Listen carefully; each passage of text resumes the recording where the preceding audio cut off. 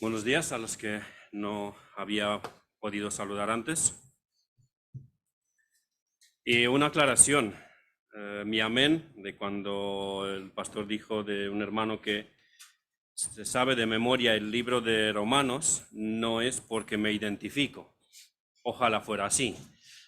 Sino ha sido un amén de aprecio, de admiración hacia esa persona que puede traer el libro de Romanos, avivamiento. Recordé en ese momento que el libro de Romanos fue la porción de la palabra que el Señor utilizó para iniciar lo que hoy conocemos como la Reforma protestante. Martín Lutero, leyendo en el libro de Romanos, viendo que la justificación, la salvación, la santificación es solo por fe y no por obras, ahí el Señor utilizó a ese hermano para traer la reforma de la iglesia. Era en ese aspecto. Ojalá si yo tuviera memorizado el libro de Romanos. De hecho, os confieso que de momento estoy peleando para asimilar la traducción en español, porque tenía en mi mente la traducción en romano de la Biblia y muchas veces cuando recuerdo algún versículo, pues lo recuerdo en romano, tengo que ir a la versión en romano y luego traducirla al español, porque me he dado cuenta que tratar de traducirlo yo según lo recuerdo del romano, muchas veces, pues, los hermanos me miran, pero ¿de qué me hablas? Y cuando lo busco, dice lo mismo, pero no con esas palabras. Así que no penséis que estoy memorizando un libro, ojalá. Os invito, por favor, que abréis las Biblias en el Evangelio según San Marcos, donde tenemos nuestra predicación expositiva. San Marcos, capítulo 2.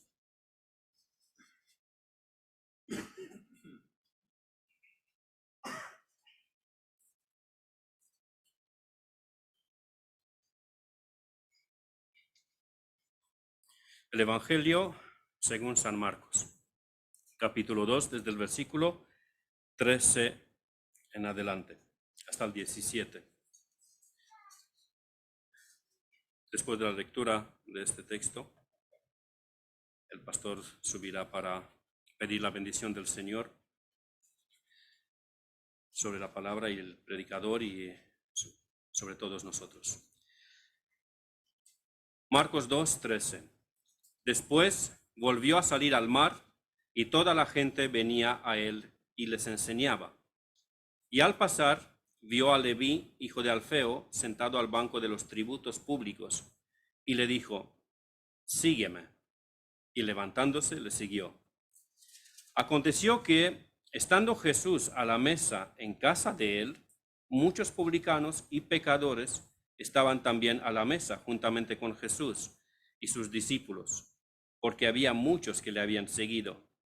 Y los escribas y los fariseos, viéndole comer con los publicanos y con los pecadores, dijeron a los discípulos: ¿qué es esto? Que él come y bebe con los publicanos y pecadores. Al oír esto, Jesús les dijo: los sanos no tienen necesidad de médico, sino los enfermos. No he venido a llamar a justos, sino a pecadores. Amén. Pastor.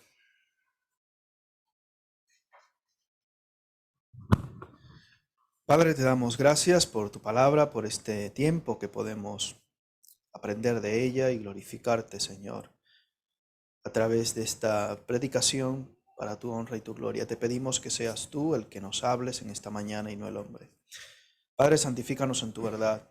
Tu palabra es verdad. Que no seamos solamente oidores, sino también hacedores de tu palabra. Y que seas tú, Señor, glorificado en todo lo que se diga en esta mañana especial. Sea, Padre mío, dirigido por tu Santo Espíritu para edificación de tu pueblo y también para conversión de los que todavía no han tenido el privilegio de conocerte. Gracias, Padre, en el nombre de Jesús. Amén.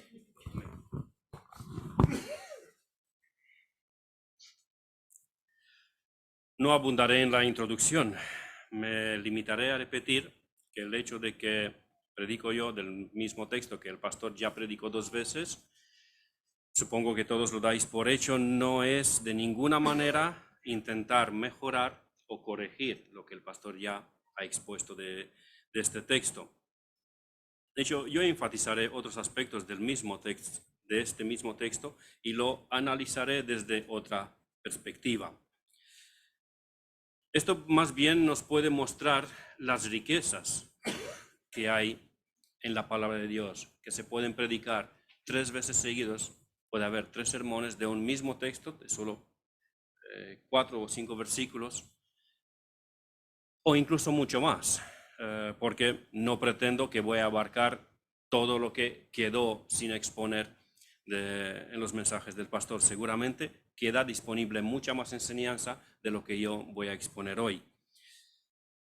Tampoco abundaré en confirmar la enseñanza que el pastor ha extraído y expuesto de este pasaje, por la simple razón, por la sencilla razón, que el pastor no necesita que yo confirme su predicación, sus mensajes, su enseñanza. Y siempre cuando uno confirma a otro, siempre el mayor confirma al menor.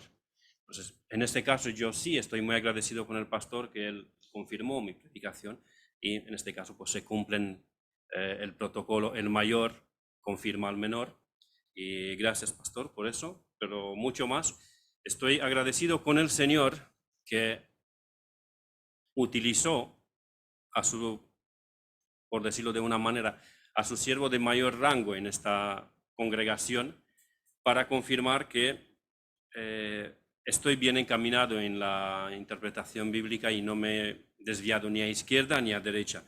Y sobre todo, pues como he dicho, estoy agradecido con el Señor y también pues agradecido con el pastor y con vosotros, con todos. Dicho eso, pasamos ya a la exposición de nuestro texto. En este momento histórico del ministerio terrenal de nuestro Señor Jesucristo, Él ya había llamado en este momento a 6 de sus discípulos. En el primer capítulo tenemos el momento en cual el Señor Jesús llama a 4 de los que ulterior fueron los apóstoles, a Juan, a Jacobo, a Simón Pedro y a Andrés. Y según el Evangelio de Juan, en el capítulo 1, en el capítulo 1 también es el llamamiento de Felipe y Natanael. Los comentaristas entienden que el llamamiento de Felipe y Natanael fueron antes del llamamiento de Leví. Vamos a ir versículo por versículo en nuestro texto y así analizaremos mejor los aspectos que me gustaría resaltar.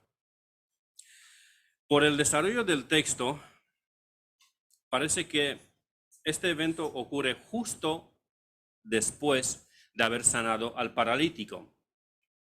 Cronológicamente, quizá en el mismo día o el siguiente día, no se sabe. Volvemos a leer el versículo 13. Después volvió a salir al mar y toda la gente venía a él y les enseñaba. Jesús salió de la casa donde sanó al paralítico, y se fue a la orilla del mar de Galilea, quizá para descansar, no se sabe muy bien, no lo tenemos relatado en el texto el por qué, pero el Señor Jesús salió a la orilla del mar de Galilea, donde antes había llamado a Simón y a Andrés y a Juan y Jacobo. Y ahí, como de costumbre, se le agolpó la multitud.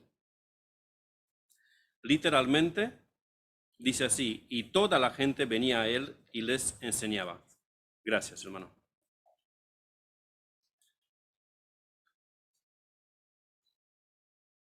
Toda la gente venía a él. Supongo que no es necesario mucha explicación para que entendamos que la afirmación toda la gente no significa literalmente toda la gente. Y ahí os voy a meter en un problema, en un conflicto.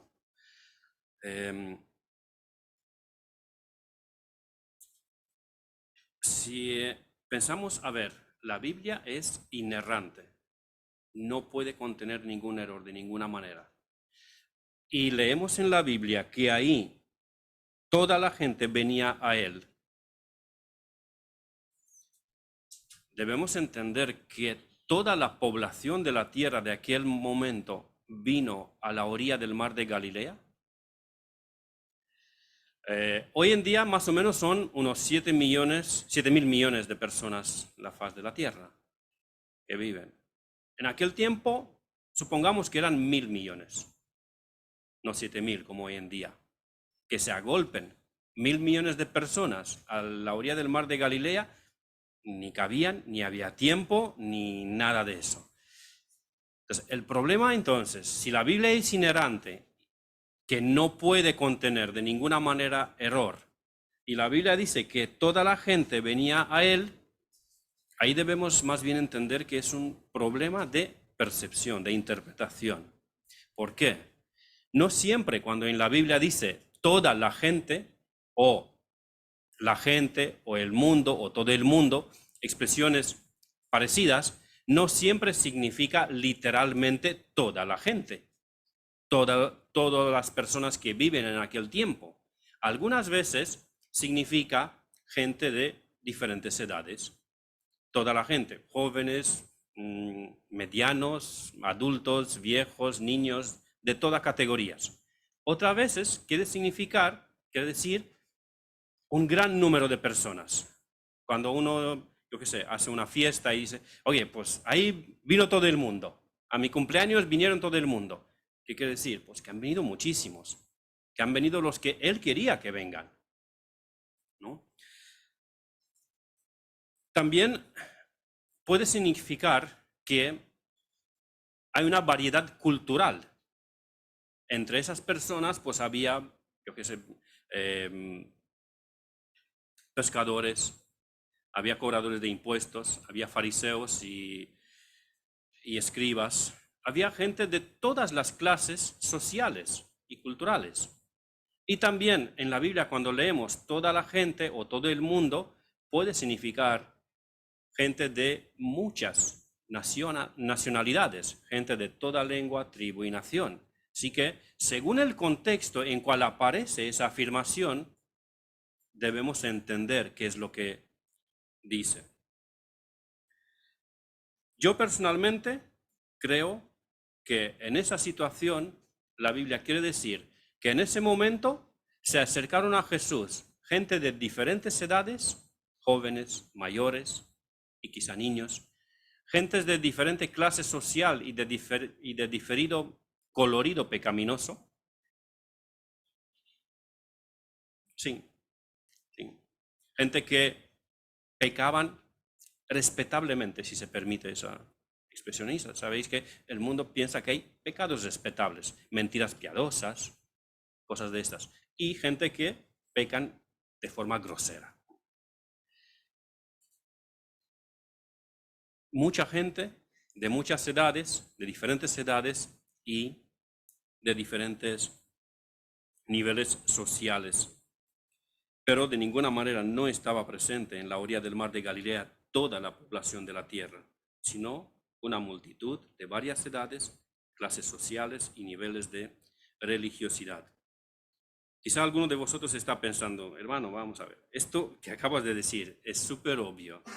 Ninguno de nosotros hemos pensado que ahí se agolparon 1.000 millones de personas. Lo sé que es súper obvio. Pero lo que muchas veces es lo más difícil de aceptar es lo más obvio. Y por eso lo quise recalcar. En muchas ocasiones lo que es tan claro en un contexto, en otro contexto no lo parece tanto. En ese momento reconocemos, sí, por supuesto, no se refería a toda la gente. Pero luego leemos esa expresión en otro lugar de la Biblia que es de nuestro agrado y decimos, mira, ahí dice que toda la gente. Ya, pero si en esa situación aceptaste que a lo mejor toda la gente no significa toda la gente, en este caso no deberías de defenderlo con tanta firmeza.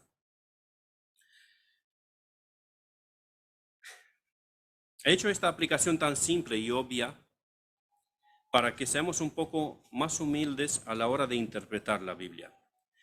Muchas veces fui testigo de cuando un hermano muy acelerado de ánimo gritaba. Es que la Biblia dice esto o aquello. No me digas tú que no. Sí, más o menos en ese tono, con esa actitud. Y tristemente no tenía razón en lo que defendía. Con la Biblia en la mano, leyendo un texto bíblico mal interpretado, pues lo dice la Biblia. Sí, hermano, lo dice la Biblia, pero es que hay que mirar el contexto. Hay que ver a qué se refiere. Así que os quiero animar, hermanos, que antes de reaccionar con firmeza, escuchemos con paciencia los argumentos del otro hermano que tiene otra opinión. Y si está equivocado, nos toca que nos mantengamos firmes, pero con mansedumbre, no con arrogancia. Como me dijo a mí alguien, eso sí me lo dijo personalmente, me lo dijo alguien una vez, al que no está de acuerdo conmigo, al que no piensa como yo, no puedo respetarlo. Y ni siquiera lo escucho porque sé que está equivocado. Menuda humildad. ¿Sabéis lo que dijo esta persona? Indirectamente dijo que es por lo menos igual de inteligente y de sabio que la persona más inteligente y más sabia de todo el mundo. Porque dijo, si estás de acuerdo conmigo, te escucho, pero si no estás de acuerdo conmigo, seguro que estás equivocado. O sea, yo soy por lo menos el referente. De aquí para abajo, todos están equivocados. Hermanos, os animo a que en cualquier asunto de diferencia de opiniones sean humildes, que escuchen lo que tiene que decir el otro hermano. Y si toca mantenerse firme, manténgase firme, pero con mansedumbre, con humildad. Y asimismo, si el otro hermano que opina de forma diferente que opinas tú, sus argumentos son más sólidos, son más bíblicos, son más verdaderos, seamos humildes y reconozcamos que hemos estado equivocados, que lo reconozcamos y que corrijamos el error. Ahora, volviendo a nuestro texto, leemos en el versículo 14, y al pasar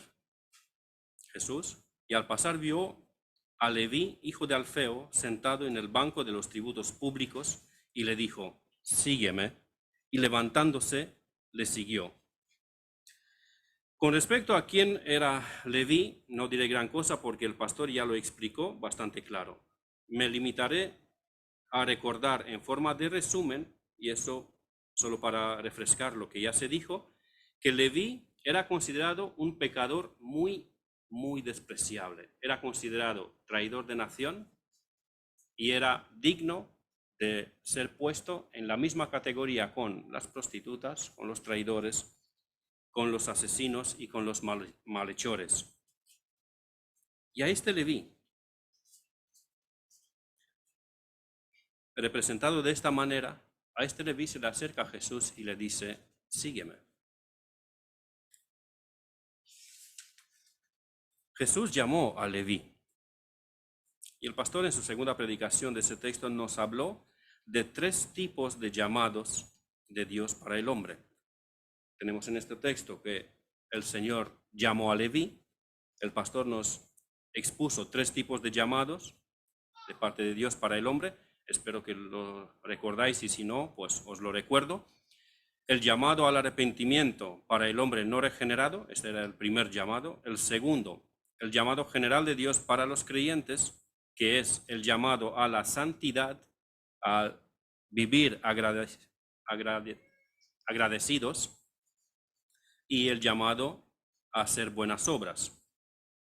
Y el último, el tercero que el pastor expuso, fue el llamado especial de Dios a algunos creyentes para un ministerio en concreto. Pero hoy quiero hablaros de otro tipo de llamado de Dios. Y ya os advierto que la enseñanza sobre ese tipo de llamado, tristemente, a muchos hermanos les molesta. Y a algunos incluso creen que no es bíblico, que no existe dicho llamado que voy a exponer ahora. Y repito, son hermanos los que no están de acuerdo con eso. no son impíos. El llamado de cualquiera a hablaros es conocido como el llamamiento personal o eficaz. Voy a intentar explicarme. El llamado de Dios para el hombre pecador es de dos categorías. Me refiero al llamado para un ser humano en su estado natural, antes de la regeneración, antes de convertirse. Y ese llamado de Dios para los hombres es de dos categorías: un llamamiento general y un llamamiento personal o eficaz. Por ejemplo, el mismo Señor Jesús llamaba al arrepentimiento a las multitudes cuando predicaba. Este es el llamamiento general.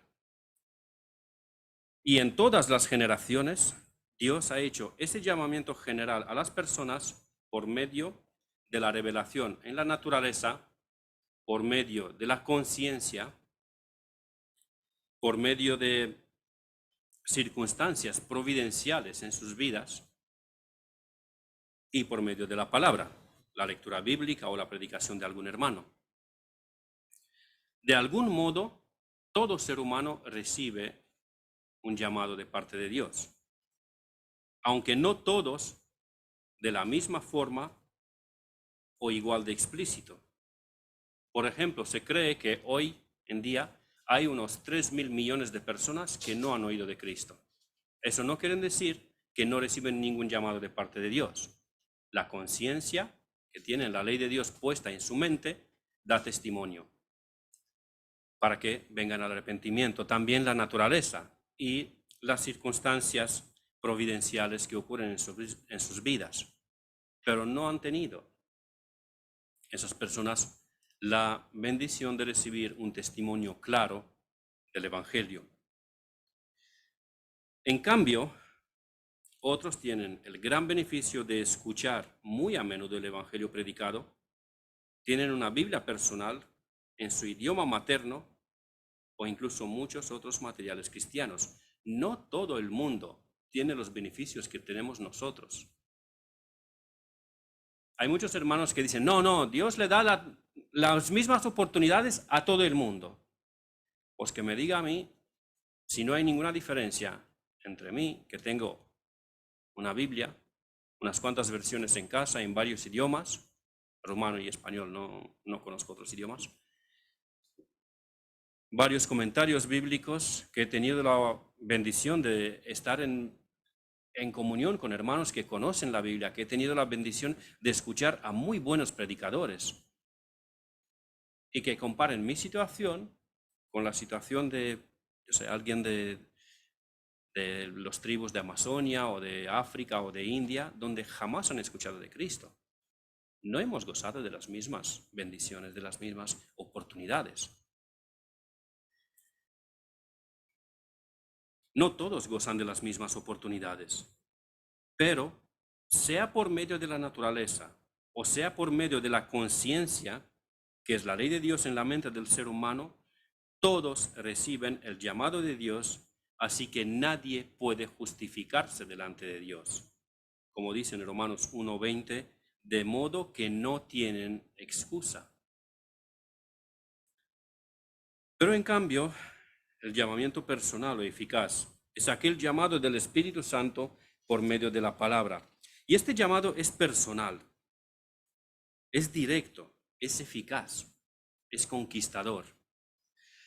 Este llamado al arrepentimiento tiene en sí mismo el poder de transformación de la persona llamada. Trae a vida espiritual al que estaba muerto en sus delitos y pecados. Da vista al que tenía el entendimiento entenebrecido, al que estaba ciego para las cosas espirituales. Da libertad al que estaba bajo la esclavitud del pecado y de Satanás. De tal manera que esa persona puede responder y quiere responder afirmativamente a ese llamado de Dios con arrepentimiento y fe. Los hermanos que no aceptan que existe este llamamiento personal y eficaz nos calumnian o nos malentienden, depende del caso. Algunos lo hacen intencional y otros lo hacen porque no lo han entendido bien, pero afirman que nosotros decimos que Dios hace salvo y discípulo a una persona en contra de su voluntad. No, no estamos diciendo eso. Lo que decimos es que ningún ser humano en su estado natural, enemigo de Dios, esclavo del pecado y de Satanás, ciego para las cosas espirituales y muerto en sus delitos y pecados, y nos guste o no, este es el cuadro bíblico para el hombre no regenerado, ningún ser humano en su estado natural quiere venir a Dios en arrepentimiento y fe. Nadie quiere y nadie puede. Esto es lo que dice la Biblia. Porque están muertos espiritualmente. Pero por medio de este llamamiento personal y eficaz del Espíritu Santo, el hombre es liberado de su esclavitud de Satanás, de modo que por primera vez en su vida actúa con libertad. Es por primera vez cuando actúa libremente y escoge a Cristo. Como a este pobre ciego espiritual se le dio vista para que vea las cosas espirituales, él ve su estado pecaminoso en gran manera y ahí se arrepiente. Un pecador, un hombre en su estado natural, tú le dices, eres pecador, y él te dice, sí, no he matado a nadie, ¿cómo que soy pecador? Pero cuando Dios ilumina a uno por medio de este espíritu, de ese llamado eficaz, de ese llamamiento eficaz, y ve su suciedad, ahí contesta con arrepentimiento. Se arrepiente de sus pecados.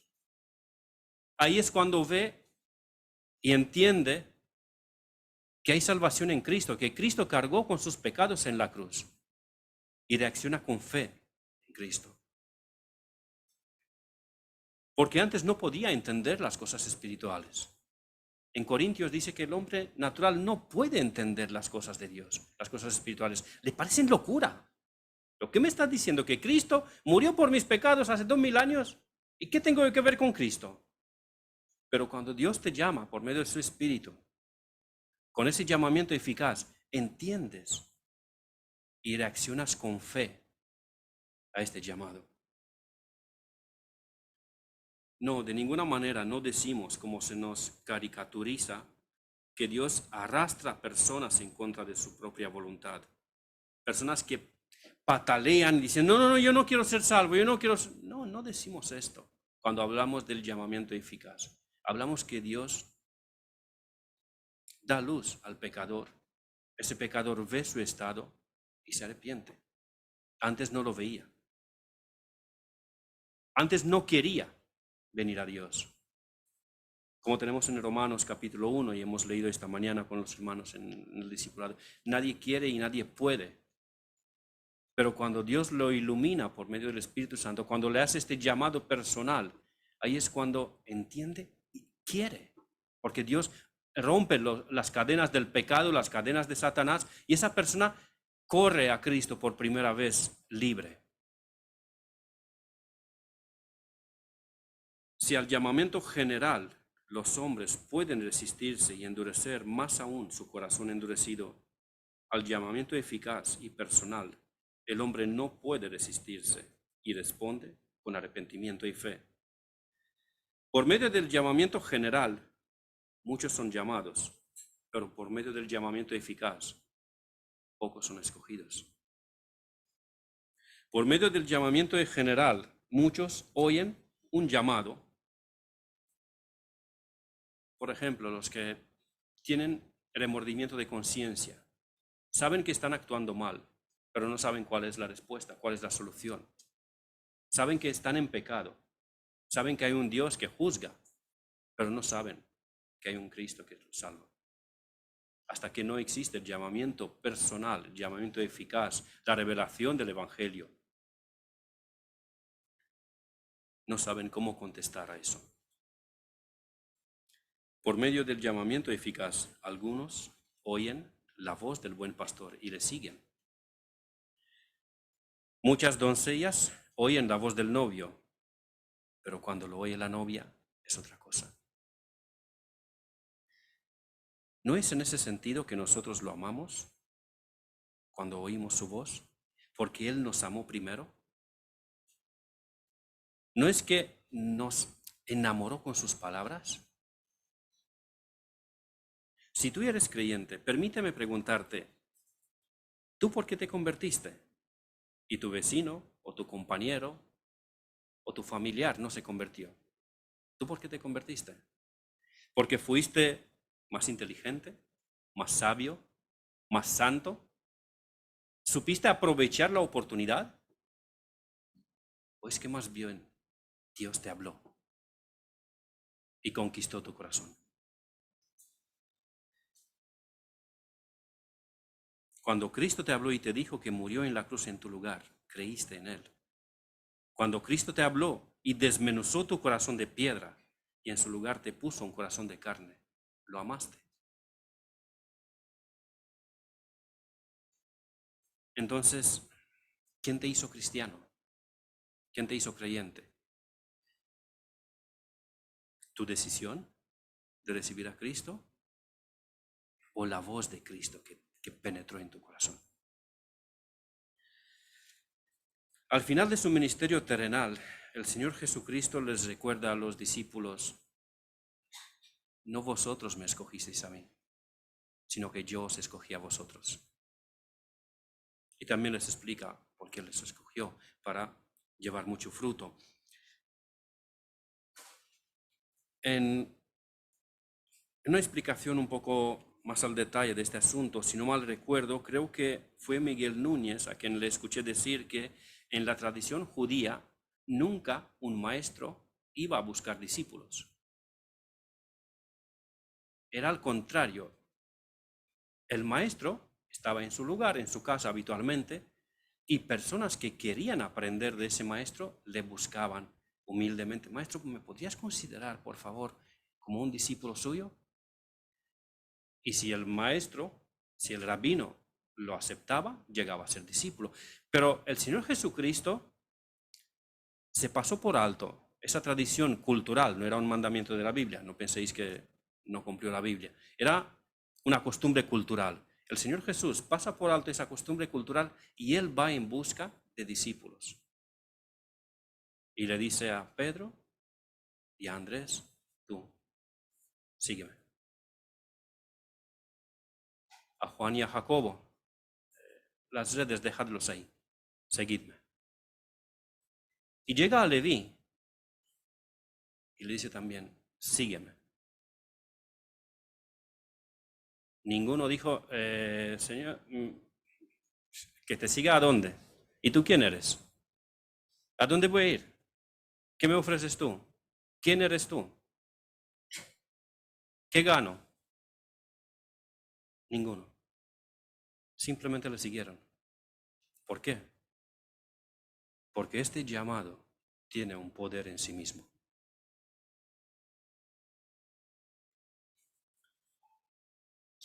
¿Hubo alguno que no quiso seguirlo? ¿Hubo alguno que le contestó: no quiero? Yo creo personalmente que ninguno. Hay casos en la Biblia en cual puede aparentar que, por ejemplo, el joven rico no le siguió.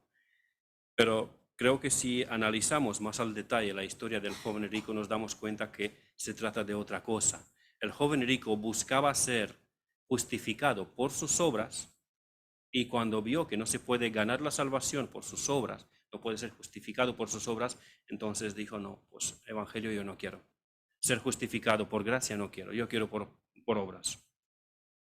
O aquel de cual dijo: Señor, déjame que entierre a mi padre y luego te seguiré. No hay evidencia de que fue el caso de un llamado personal y eficaz en su situación. Pero a Leví sí fue un llamado eficaz y personal. Cristo le dijo a Leví que le siguiera y Leví le siguió. Nada más y nada menos, no hay más. Cuando Cristo te dice: sígueme, seas quien seas un pecador honorable o seas un pecador, permitidme la palabra, asqueroso, no me sale otra palabra en este momento y como no lo tengo aquí apuntado, pues es la primera que me salió, no es para ofender a nadie. Alguien que se deleita en pecados groseros, seas quien seas, cuando el Señor te dice: sígueme, lo vas a seguir. Pero, ¿por qué escogió el Señor a estos y no a otros? O más bien, llegando, ¿por qué me escogió a mí? ¿Por qué me dijo a mí? ¿Por qué te dijo a ti, sígueme? ¿Por qué? Si no hemos sido ni los más inteligentes, ni los más sabios, ¿por qué nos escogió a nosotros? Exactamente esta pregunta contesta el apóstol Pablo en su primera epístola a los Corintios en el capítulo 1. Os invito por favor que busquéis Corintios capítulo 1, primera epístola de Corintios capítulo 1, versículo 26 en adelante.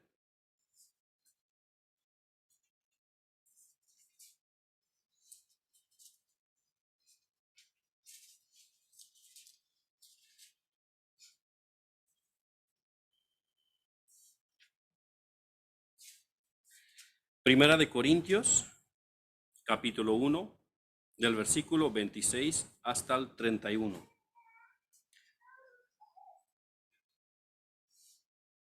Dice así: Pues mirad, hermanos, vuestra vocación, que no sois muchos sabios según la carne, ni muchos poderosos, ni muchos nobles, sino que lo necio del mundo escogió Dios para avergonzar a los sabios, y lo débil del mundo escogió Dios para avergonzar a lo fuerte, y lo vil del mundo y lo menospreciado escogió Dios, y lo que no es, para deshacer lo que es, a fin de que nadie se jacte en su presencia.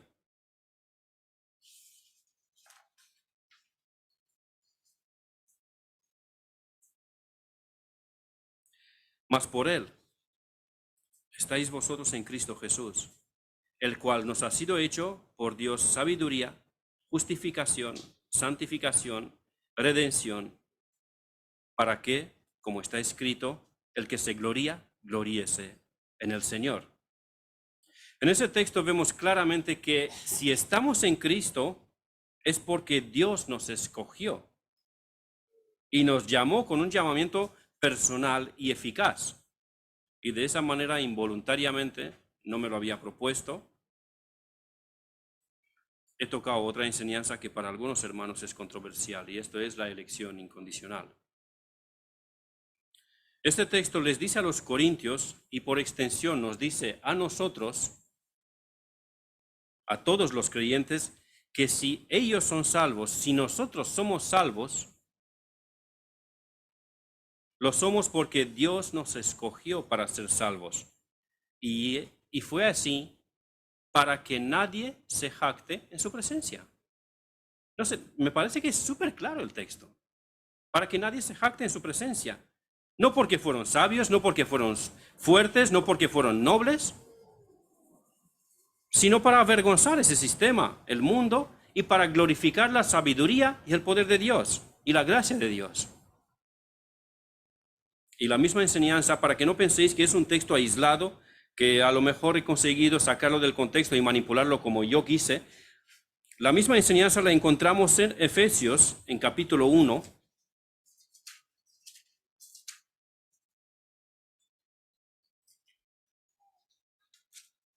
Efesios, capítulo 1, versículos del 3 al 6.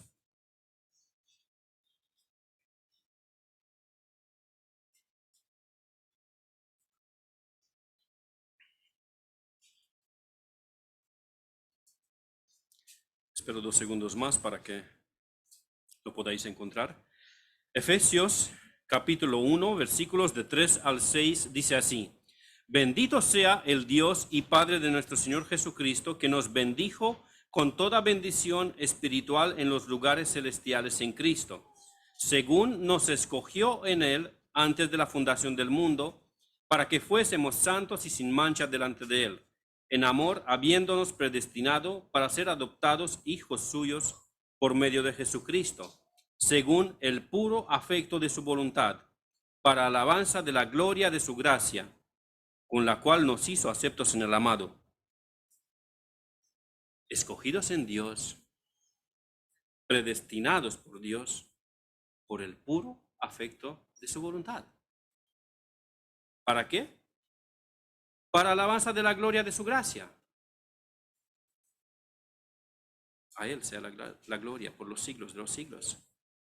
Y la idea de Pablo continúa en los versículos 11 y 12, por ejemplo, del mismo capítulo de Efesios, leemos en la misma página, versículo 11 y 12 del mismo capítulo, leemos así: en Él, en Cristo, asimismo tuvimos herencia, habiendo sido predestinados conforme al propósito del que hace todas las cosas según el designio de su voluntad, a fin de que seamos para alabanza de su gloria, nosotros los que primeramente esperábamos en Cristo. Tristemente, a esa manifestación gloriosa de la gracia de Dios, algunos hermanos replican, y repito, algunos hermanos replican, pero si fuera así, no sería justo. ¿Habéis oído esa reacción? Si fuera así, no sería justo. Analicemos esta afirmación. Primero, es que lo ponen en duda. Dice, si fueran así, lo ponen en duda. Y en contestación les digo, pero a ver, hermano, es que no son mis ideas. Acabo de leer de la Biblia. No es que si a mí me parece, si concuerda con mi sistema teológico o lo que yo creo de la escuela del rabino fulano, no. Es que te acabo de leer de la Biblia. Segundo, afirman que no sería justo porque no todos gozaron de las mismas oportunidades. Ya aclaramos que no todos tenemos las mismas oportunidades. Y a eso les respondo que, de alguna manera, Dios llamó también a los demás, pero ellos rechazaron el llamado de Dios y siguieron su camino hacia la perdición eterna. Por medio de este llamado, Dios llamó a esas personas y ellos no quisieron. En este caso, Dios respetó la voluntad de ellos y los dejó que sigan los designios de su corazón endurecido. Esos reciben la justicia de Dios. Los otros, estando igual de pecadores, no siendo mejores, estando igual de pecadores y corruptos que aquellos, Dios les dio gracia. Y les llamó con ese llamamiento personal y eficaz y fueron salvos. Los primeros, los que se condenan, reciben justicia. Los segundos, los que se salvan, reciben gracia. Pero nadie recibe injusticia. Entonces, ¿por qué me dices que, oye, eso es injusto? No. Incluso me gustaría preguntar a esos hermanos que tantos dicen, no, pero esto no es injusto. ¿Querías que Dios te trate con justicia? Más bien agarremos la gracia.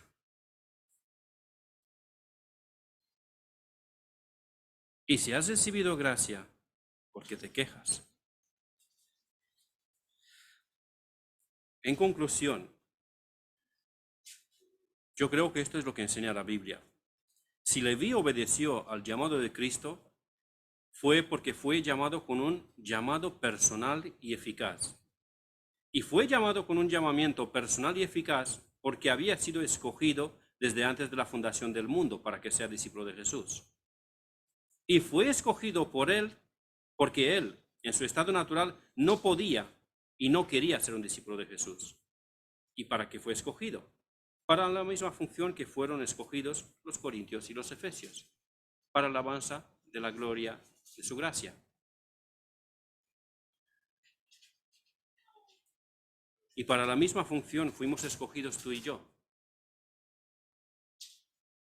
para la alabanza de la gloria de su gracia, para que nadie se jacte en su presencia, para que nadie diga, yo me he ganado la salvación.